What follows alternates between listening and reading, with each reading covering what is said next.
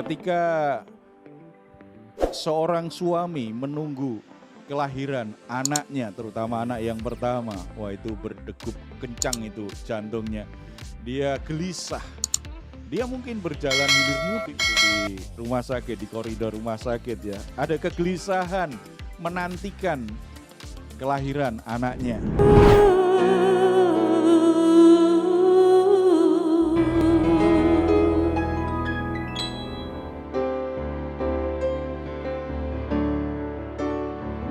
Aku punya Tuhan yang besar, yang telah berjanji dan sanggup menggenapi.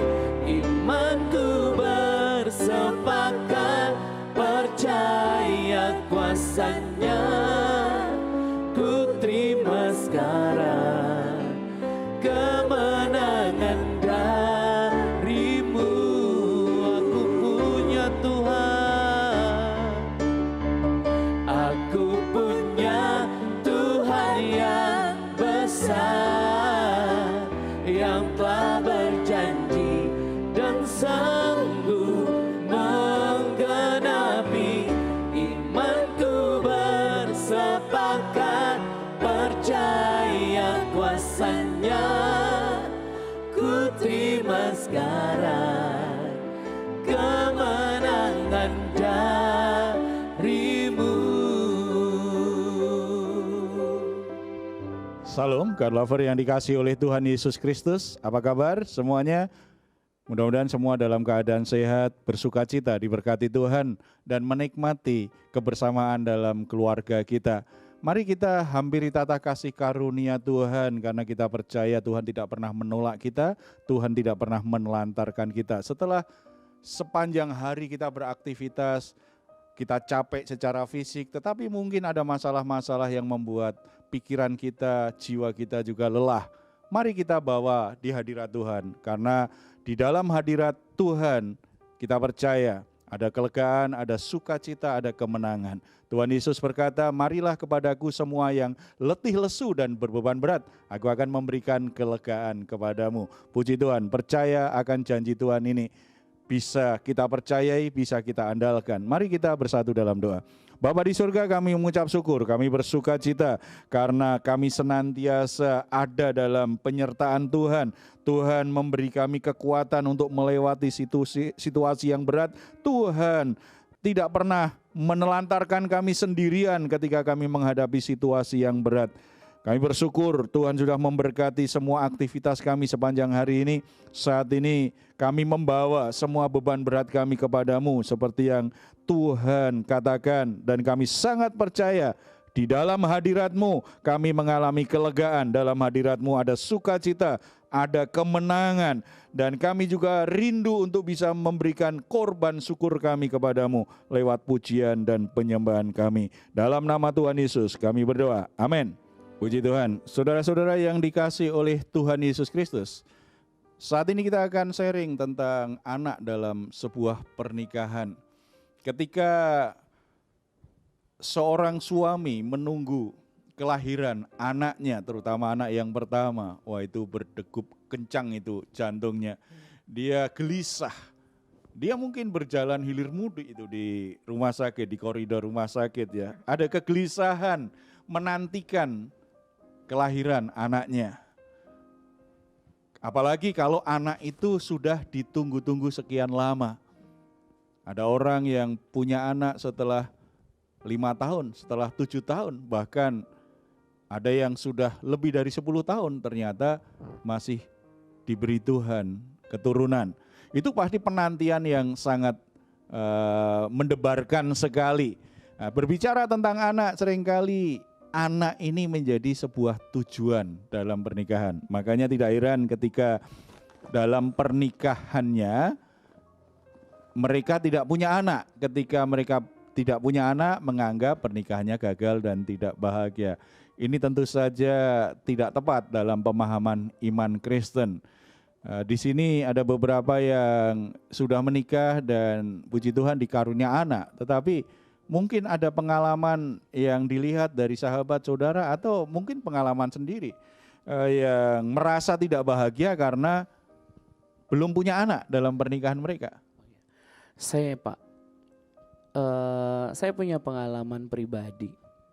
Ketika saya memutuskan untuk menikah dengan istri saya di 2014, dan kita menikah di 2014 di Desember 2014 tanggal 27. Nah, pada saat itu dan kita setelah menikah kita kembali ke Jakarta, memulai aktivitas kita kembali gitu. Saya kerja, istri saya kerja gitu. Tapi seiring berjalannya waktu 2015 lewat, santai, oh mungkin belum saatnya punya keturunan gitu. 2016 lewat, santai juga, oh belum waktunya, masih 2 tahun. Banyak orang yang sampai 5 sampai berapa tahun belum punya keturunan gitu Pak. Tapi di 2017 saya mulai goyah imannya. Dan sampai mertua saya, mama saya juga nanya, kapan sih kok lama banget gitu, abangmu, kakakmu apa segala macam. Ya jadi perbandingan lah di keluarga karena saya 6 bersaudara, hanya saya yang lama gitu. Jadi kenapa sih, ada apa gitu kan, kata mama saya, mertua saya juga. Saya sempat kesel tuh sama, jujur aja sama mertua saya langsung bilang, sorry ya mas, kita bukan pabrik. Ketika di request, ketika dipesan langsung bisa dicetak gitu. Ya waktunya Tuhan lah, bukan waktunya manusia gitu. Sempat kesel gitu. Mama saya juga begitu. Tapi sempat itu sampai 6 bulan 7 bulan saya nggak mau terima telepon dari mertua, dari keluarga, dari mama saya pun saya nggak mau. Karena otomatis mereka akan bertanya itu kapan. Nah dulu di 2018 awal saya periksa ke dokter. Apa saya nggak bagus atau istri saya kurang nggak bagus gitu. Ternyata saya kegemukan. Sehingga banyaklah faktornya. Salah satunya saya kegemukan. Jadi kata dokternya harus diet supaya nanti besar harapan punya keturunan gitu. Nah saya cuek aja, bodo amat lah gitu. Toh saya sudah punya ponakan dari abang saya, dari adik saya sudah punya anak. Saya anggap aja itu anak saya gitu. Sempat pemikiran itu karena sudah capek diomongin orang gitu, kapan punya anak gitu. Tapi singkat cerita di 2018 tepatnya di bulan Juli akhir saya cek darah, ternyata gula saya tinggi waktu itu. Memang benar-benar harus diet. Gula saya tinggi, kolesterol saya tinggi, asam urat saya tinggi gitu. Jadi saya harus diet. Saya diet, jadi saya ingat banget tuh per tanggal 1 Agustus 2018 saya diet. Benar-benar saya nggak makan nasi, gorengan, yang berminyak atau segala daging-dagingan. Jadi saya cuman makan singkong, ubi gitu, sayur, terus toge gitu-gitu. Nah di Oktober 2018 saya drastis tuh nurunnya Pak. 2018 Oktober saya turun dari 96 kilo turun ke 79. Nah saya ke dokter, apakah salah? Salah memang. Itu mana ada orang sampai hanya jalan 2 bulan kamu sudah turun hampir 20 kilo gitu kan.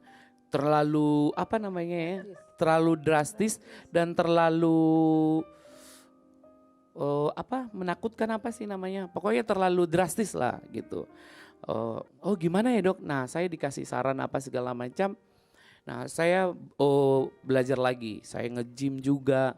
Sampai saya dikasih teman kantor saya tuh kartunya membernya dia supaya saya nge-gym.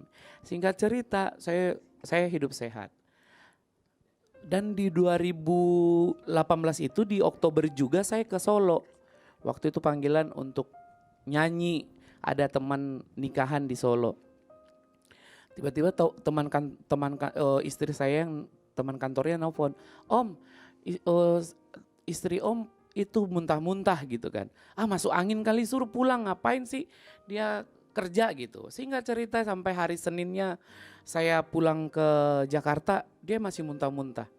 Terus saya bilang, yaudah deh kita periksa dulu ke dokter gitu. Terus dia bilang, tapi kayaknya aku hamil deh, kata istri saya. Dalam perjalanan saya tanya, masa sih kamu hamil gitu? Tapi memang saya kaget. Terus katanya, kok kamu pertanyaannya seperti itu, berarti kamu gak percaya sama kuasa Tuhan dong. Oh iya, saya percaya, saya imani gitu. Tapi memang pernah kita berdoa berdua, saya bilang, Tuhan tolong jangan permalukan saya. Satu aja Tuhan. Yang penting saya punya keturunan dan biarlah melalui keturunan ini nama Tuhan saja yang dipermuliakan gitu. Nah sampai ke klinik tuh dokter sampai, Bapak gak mau masuk? Enggak dok, saya tunggu di sini. Saya takutnya saya kecewa, istri saya kecewa gitu kan. Tapi masuklah, istri saya masuk.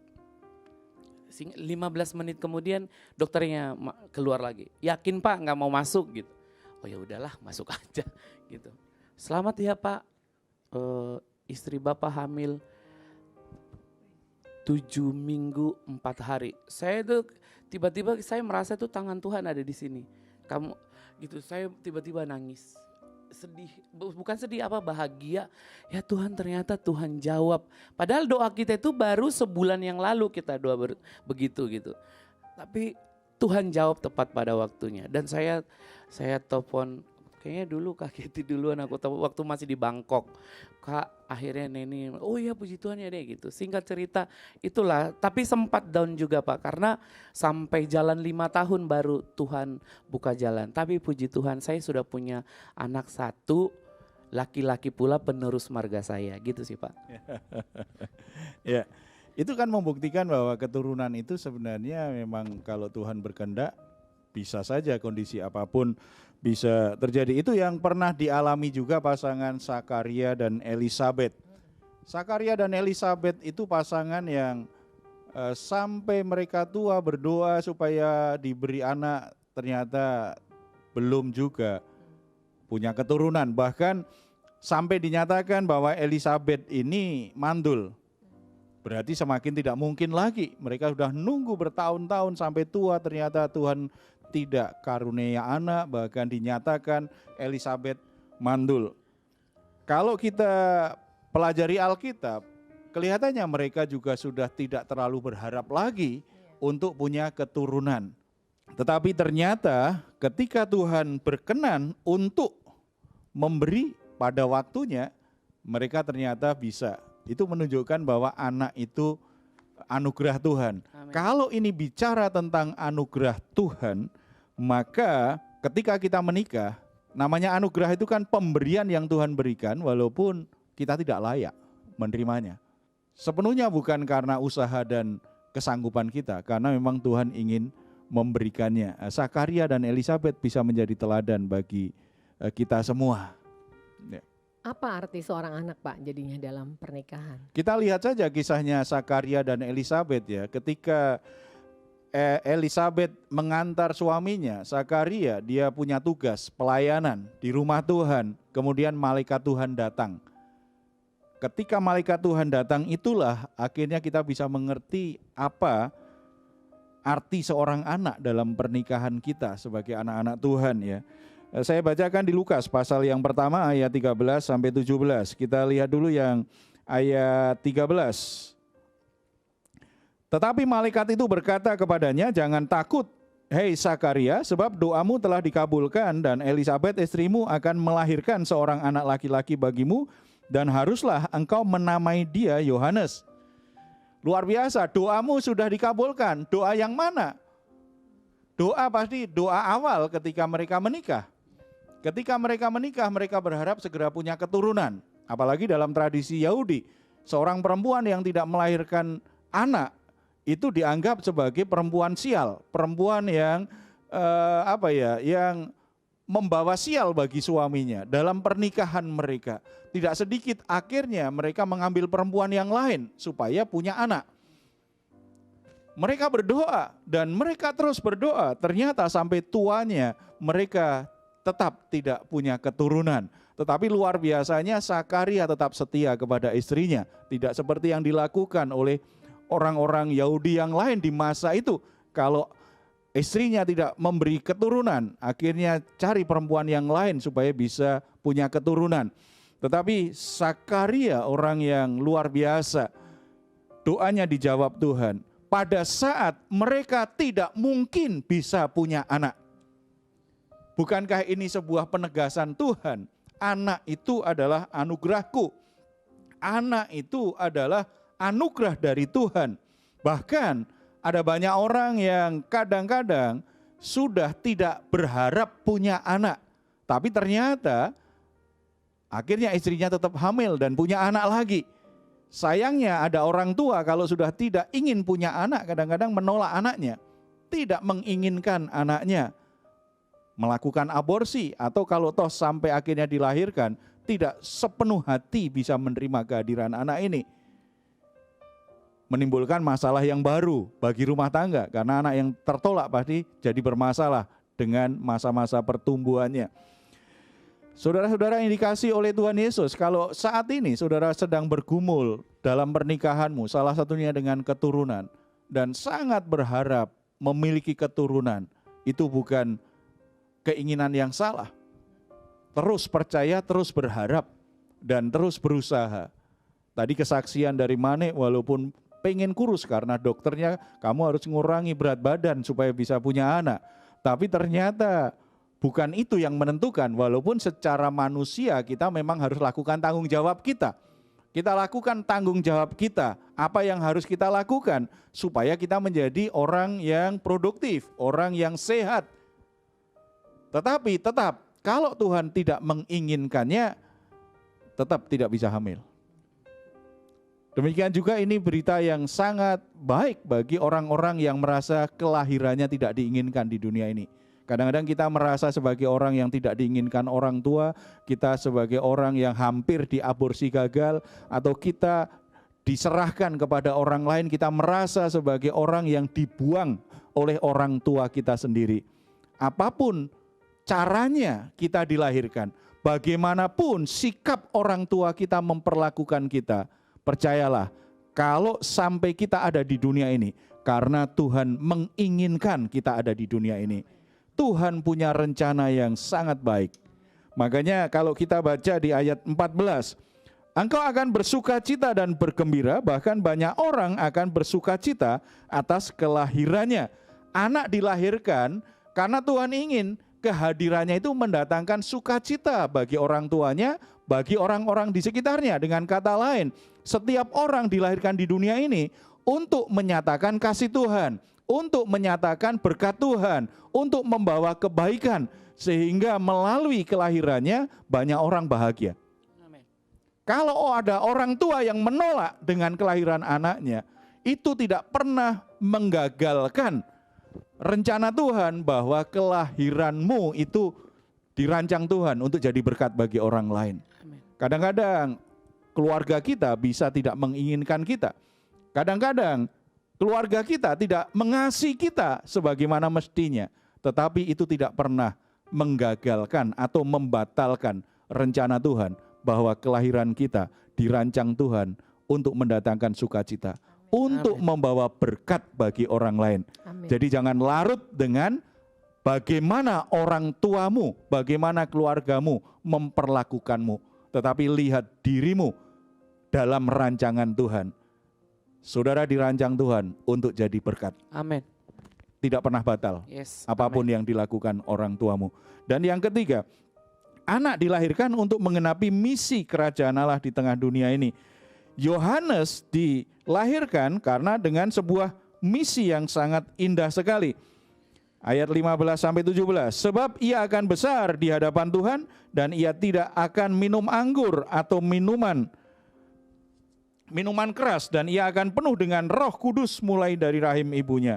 Ia akan membuat banyak orang Israel berbalik kepada Tuhan Allah mereka, dan ia akan berjalan mendahului Tuhan dalam roh dan kuasa Elia untuk membuat hati bapak-bapak berbalik kepada anak-anaknya dan hati orang-orang durhaka kepada pikiran orang-orang benar. Dengan demikian menyiapkan bagi Tuhan suatu umat yang layak baginya. Puji Tuhan, luar biasa. Berarti Kenapa? Yohanes ini lahir di masa tua Sakaria. Di saat ibunya sudah mandul, tidak mungkin. Karena agenda Tuhan, waktu Tuhan untuk hidup Yohanes memang di ujung usia orang tuanya. Tadi di awal saya bilang tidak ada yang pernah bisa menggagalkan. Kalau Tuhan ingin kita lahir, kita pasti lahir.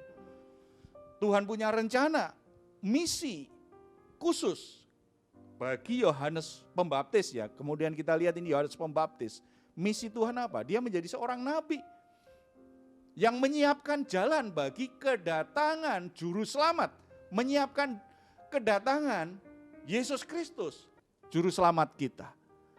Itu misi Tuhan untuk Yohanes Pembaptis. Karena di masa-masa dia dalam kandungan itu masa hampir bersamaan kan dengan kelahiran Yesus. Itu waktu yang Tuhan rancang. Yohanes menyiapkan jalan bagi Sang Mesias. Untuk kita pasti Tuhan juga punya rencana yang spesial. Amin.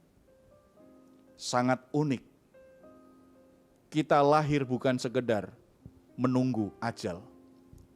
Kita lahir di dunia ini bukan sekedar bekerja, menikmati penghasilan kita. Kemudian kita menikah, menikmati rumah tangga kita. Setelah itu kita menjadi tua dan akhirnya meninggalkan dunia ini. Kita lahir di dunia ini bukan sekedar sibuk dengan berbagai aktivitas kita, menikmati kesenangan kita. Tidak, kita lahir di dunia ini dengan sebuah misi yang sangat unik, sangat mulia dari Bapa di surga. Umur kita itu tidak menentukan arti hidup kita. Berapa panjang umur kita tidak menentukan nilai kehidupan kita. Nilai hidup kita adalah selama kita hidup di dunia ini, apakah kita sudah berjalan sesuai dengan rencana Tuhan? Apakah kita sudah jadi berkat bagi orang lain? Apakah kita sudah melakukan yang seharusnya yang Tuhan tetapkan bagi kita? Bagi para orang tua, kalau Bapak Ibu dipercaya oleh Tuhan dengan keturunan, mungkin ada yang satu, ada yang dua, ada yang tiga, berapapun anak yang Tuhan percayakan kepada kita, percayai itu anugerah Tuhan, itu kepercayaan Tuhan. Amin. Kasih dengan sebaik-baiknya, rawat dengan sebaik-baiknya, didik dengan benar anak-anakmu. Jangan dibeda-bedakan karena saudara lebih mencintai anak yang satu dan kurang menginginkan anak yang lain. Tidak. Siapapun anakmu, bagaimanapun keadaannya, itu anugerah Tuhan yang dipercayakan kepadamu sebagai orang tua. Lakukan tanggung jawab yang semestinya untuk anak-anakmu dan arahkan mereka untuk mengerti jalan Tuhan. Amin. Mengerti apa rencana Tuhan bagi anak-anak kita. Amin. Keberhasilan kita sebagai orang tua bukan sekedar anak kita sukses secara materi, secara karir, tetapi anak kita hidupnya di masa depan itu menggenapi rencana Tuhan. Amin. Hidupnya menjadi berkat bagi Amin. banyak orang. Amin. Amin. Yes. Panggilan yang sangat serius bagi para orang tua. Mari kita lakukan dengan penuh tanggung jawab dan dedikasi. Kita bersatu dalam doa. Bapa di surga, kami bersyukur, kami bersuka cita karena Tuhanlah yang menyatukan kami dalam pernikahan dengan pasangan hidup kami. Dan Tuhanlah yang memberi kami anugerah untuk memiliki keturunan. Terima kasih untuk anak-anak yang Tuhan percayakan kepada kami. Biarlah kami bisa mengasihi mereka sebagaimana Tuhan mengasihi mereka. Kami tidak membeda-bedakan anak yang satu dengan anak yang lain. Tetapi kami mengasihi mereka sepenuh hati. Walaupun ada anak-anak yang manis, ada anak-anak yang membanggakan kami. Dan yang lain mungkin membuat susah hati. Tetapi biarlah kami sebagaimana Tuhan tidak pernah kehabisan kasih untuk mengasihi kami. Kami juga sebagai orang tua tidak pernah kekurangan, tidak pernah kehabisan kasih kepada anak-anak kami.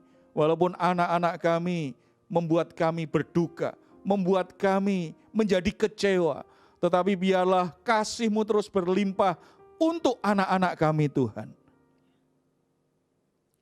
Tuhan ampuni kami kalau selama ini kami tidak menjadi orang tua yang bertanggung jawab. Kami mengabaikan tanggung jawab kami untuk mendidik anak-anak itu di jalan Tuhan. Biarlah firman Tuhan meneguhkan kembali panggilan kami.